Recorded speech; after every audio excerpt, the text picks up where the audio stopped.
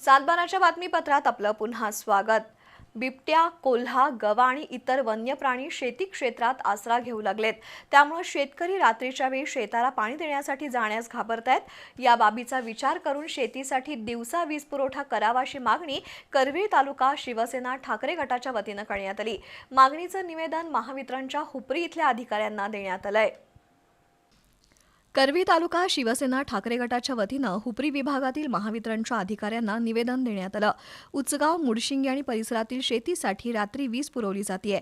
कडाक्याच्या थंडीत रात्रीच्या वेळी शेताला पाणी देण्याचं काम शेतकऱ्यांच्या दृष्टीनं मुश्किल बनलंय। त्यातच बिबट्या, गवा, कोल्हा असे प्राणी शेतातील पिकात आश्रय घेत आहेत। त्यामुळे रात्रीच्या वेळी शेतात जाणं शेतकऱ्यांच्या जीवावर बेतण्याची शक्यता आहे। वन्य प्राण्यांच्या भीतीमुळे शेती पिकं पाण्याअभावी वाळू लागली आहेत। शेतीचं प्रचंड नुकसान होत आहे। त्यामुळे महावितरणनं शेती पंपासाठी कायमस्वरूपी दिवसा वीज पुरवठा करावा अशी मागणी करण्यात आली आहे। यावेळी तालुका प्रमुख राजू यादव, पोपट दांगट, विक्रम चौगले, बाळासाहेब नलवडे, सुनील चौगले, अक्षय परीट, राजू राठोड, सचिन नागटिळे, प्रमोद शिंदे, दत्ता फराकटे, सूरज इंगवले यांच्यासह कार्यकर्ते उपस्थित होते।